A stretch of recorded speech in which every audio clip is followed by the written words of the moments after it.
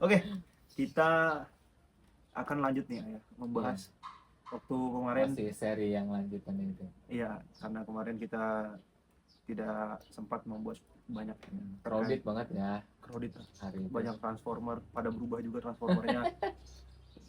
I'm Optimus Prime. Jadi mengganggu fokus saya ketika menyetir, takut kenapa-kenapa. Iya. Ini kita akan membahas tentang pengembangan diri lagi. Untuk yang ketiga kali ini kita akan membahas tentang produktif atau sekedar sibuk. Oh iya. Karena Tuh yang sibuk banget, sini sibuk, sana sibuk. iya, kayak sibuk sana sibuk sini, sibuk sono, sibuk sini. Maksud saya, tapi terkategorikan produktif atau enggaknya itu tuh kan nggak tahu gitu. Apalagi kan maksudnya di sini. Terus kenapa bisa ngaruh sama tema ini? Atau tahu nggak ini korelasinya seperti apa? Ya, kalau saya dengan pikiran saya yang pendek dan tidak cekatan ini, dalam proses pengembangan diri, produktif itu penting ya. Karena apa namanya, ya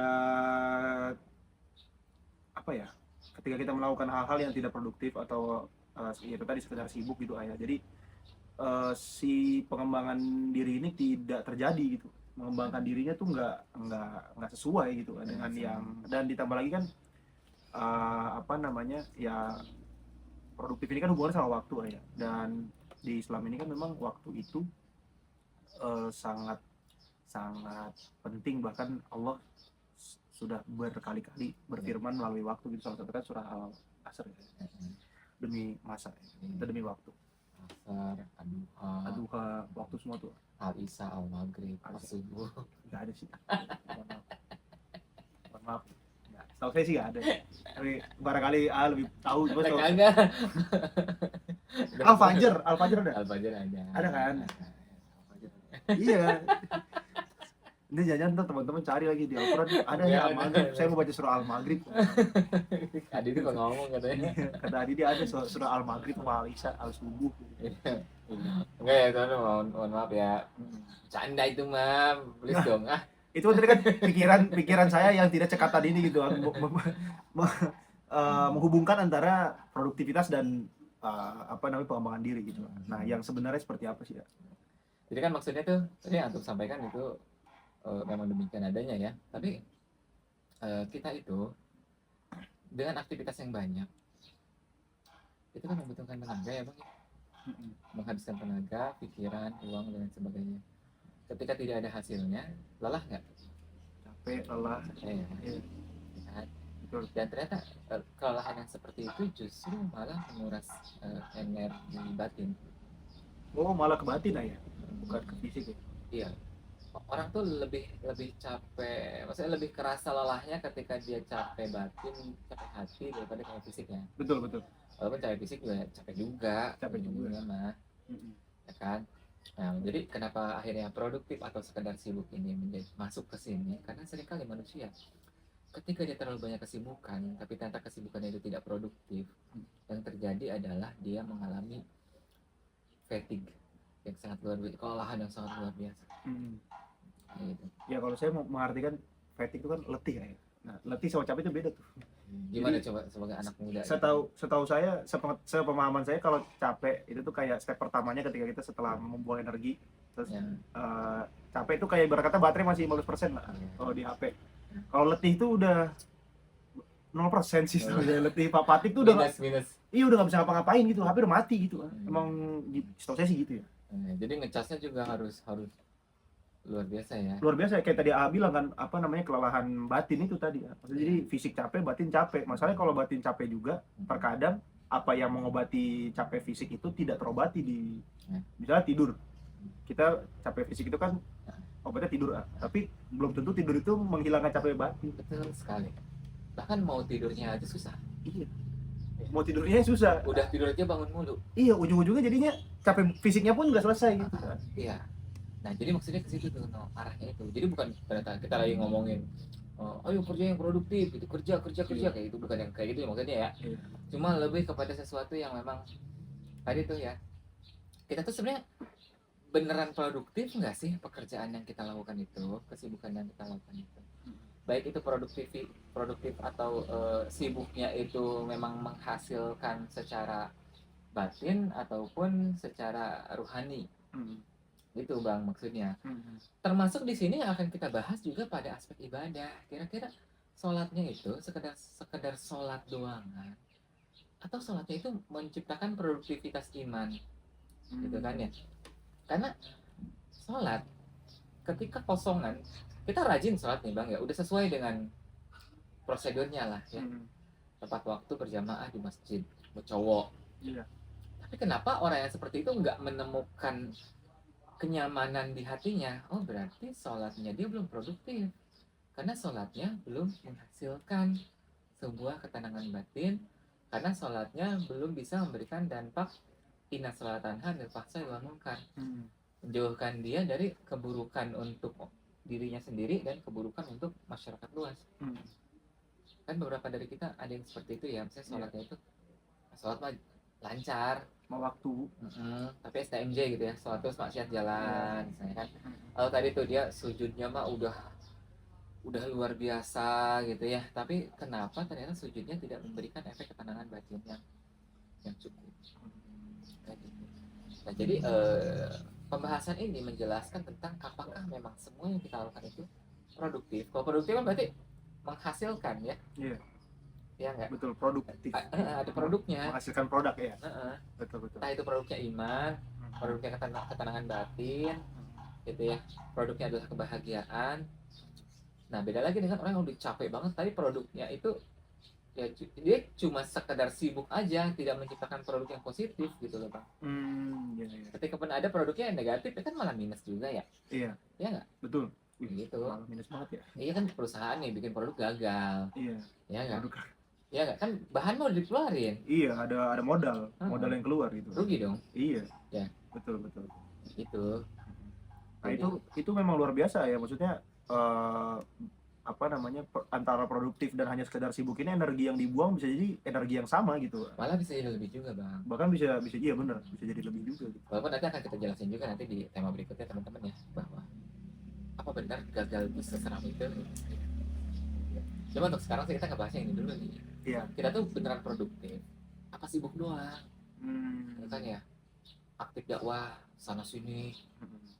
Kira-kira kan orang suka nganggap dakwah itu tentang berapa banyak orang yang diajak ya. Betul. Padahal berapa banyak pengikut gitu. Betul. Padahal dakwah itu adalah tentang bagaimana kita selalu bisa istiqomah pada jalan yang kita lalui itu, pada jalan kesolehan yang kita lalui itu. Bukan tentang seberapa banyak pengikutnya gitu. Bukan tentang seberapa hebat kita semakin istiqomah di situ. Gitu. Jadi memang Allah itu dalam konteks dakwah ini Allah memandang tuh lebih tetap ke personal si yang berdakwahnya, bukan ke belakang. Betul. Siapa pengikutnya atau siapa yang ini gitu.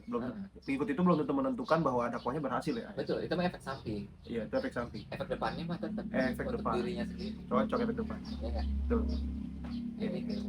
Nah, terus ini tuh untuk produktivitasnya ini itu supaya kita mengetahui gitu, maksudnya penilaian terhadap diri sendirinya ini produktif atau enggaknya itu apa sih ya?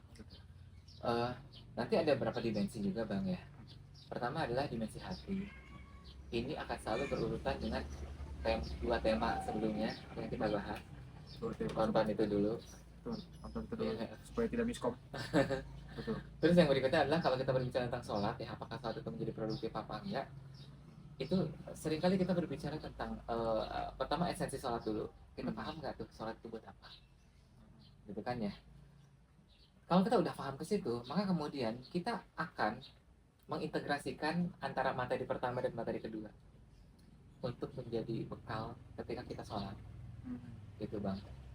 Dan pada akhirnya kita sholat itu minta untuk sesuai dengan tujuannya.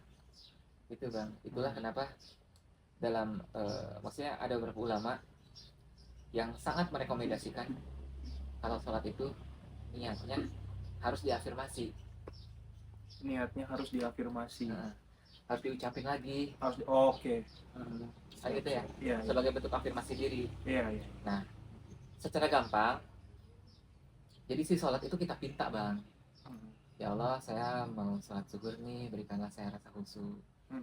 ya Allah, dengan salat zuhur ini saya ingin terus semakin bersyukur. Pada saat kita sujud, menempatkan kening kita bukan hanya sekedar membicarakan masalah-masalah kita di situ dan kemudian kita nangis, tetapi juga di situ ada kepasrahan, Bang. Islamnya itu masuk di situ, kayak gitu. Ya, kan Islam itu artinya pasrah ya. Iya. Tapi pasrah itu pasrah yang betulan. Nah, pada saat kita sudah grounding gitu kan ya. Sujud itu kan grounding ya sebenarnya. Grounding. Kita grounding, kita menyalurkan semua beban kita, semua hal kita turunkan pada posisi sujud, kita turunkan ke tanah gitu kan ya. Maka pada saat itu batin kita ya, mulai dari pikiran, hati, dan juga hawa nafsu itu kemudian akan tunduk kosongan sehingga dia akan tercerahkan kayak gitu. Jadi sujud itu ya memang ya dalam ilmu psikologinya adalah grounding gitu Bang ya, grounding system. Jadi kita tuh kayak nurunin semua, melepaskan semua. gitu. Jadi akhirnya sholat kita menghasilkan, memproduksi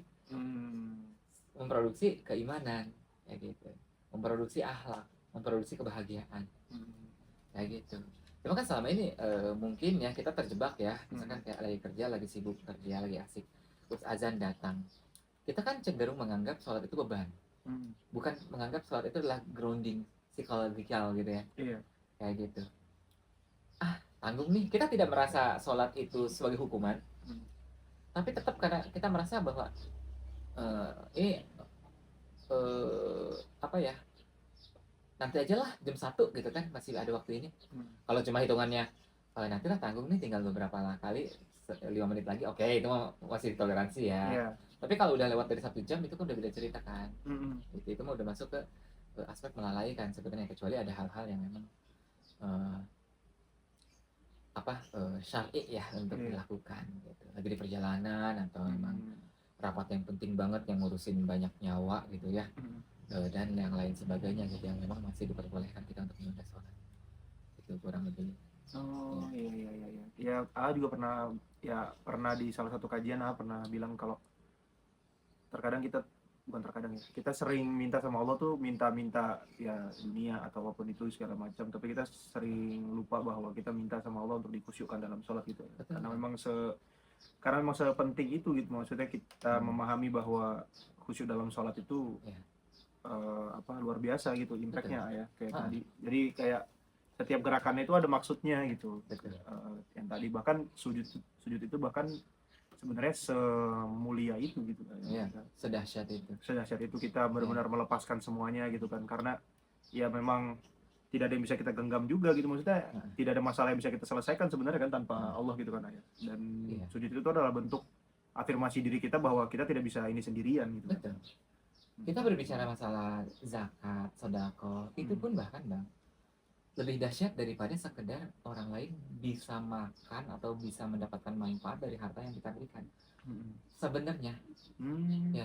Jadi sebenarnya zakat, infak, sedekah itu sebenarnya memiliki daya yang jauh lebih besar untuk diri kita sendiri dibandingkan dengan mereka dapatnya apa.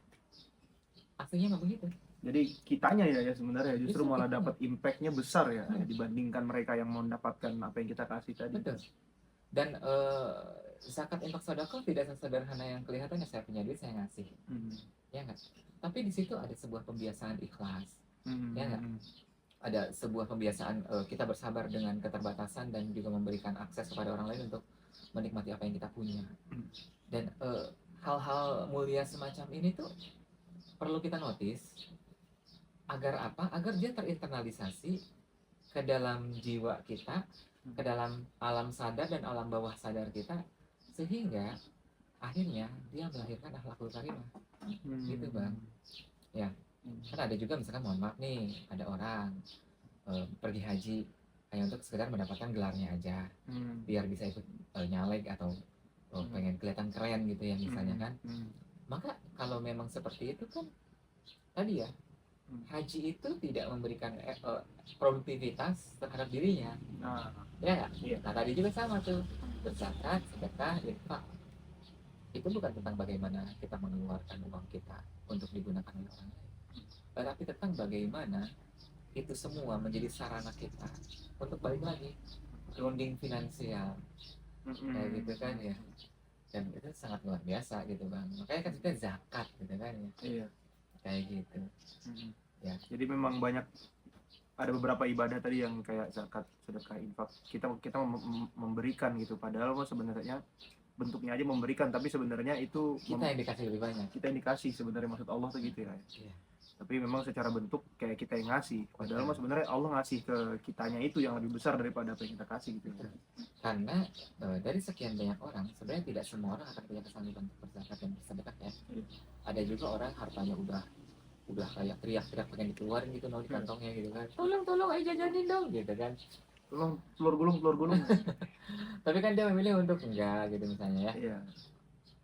Ya itu tadi, karena untuk sedekah dan zakat pun Allah memilih orang. Itu perlu digarisbawahi teman-teman ya, maksudnya yang kaya pun belum tentu ya. Kaya pun belum tentu akan melakukan itu.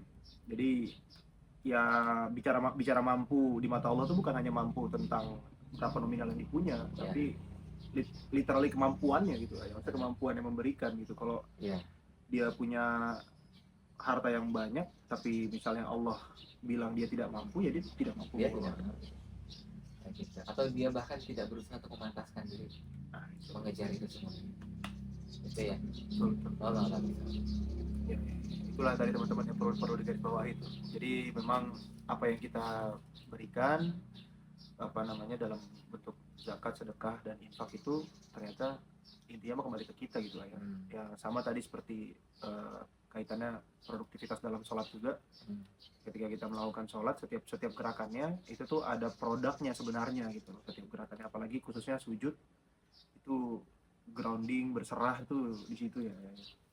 Dan itu tadi lah, maksudnya jangan sampai kita sering minta terkait dunia tapi kita lupa untuk sholat diminta khusyuk. Karena kekhusyuan itu tidak lain dan tidak bukan dari Allah gitu. Kita kalau mengupayakan sendiri setengah mati sih. Jujur setengah mati. Sholat, kompor dan mati belum. Di posisi kayak gini juga tidak merasa diri yang paling benar ya. Ini masih dalam posisi belajar juga. Kayak gitu. Sama lah, kita semua sama-sama belajar ya. Iya. Maksudnya ya sampai mati juga kayaknya nggak ada orang yang akan berhenti belajar seharusnya. Tapi kalau misalnya sudah merasa pintar silahkan. Saya juga nggak tahu ya. Cuman setahu saya sih sampai mati mah ada aja gitu, yang kayak kita nggak taunya ada aja. Oh baru tahu saya. Setahu saya. Malah kita udah pernah baca juga kita kayak nggak notice bagian situ. Betul. Jadi kayak baca udah berkali-kali kok kelewat mulai bagian sini, ternyata ternyata ada di buku ini, ternyata ada di sini, ada di situ. Iya. Itu aja lah ya. Betul. Kurang lebih ini juga cukup. Wow, 19 menit. 19 menit. Sampai jumpa di topik-topik selanjutnya. Ya. Dadah.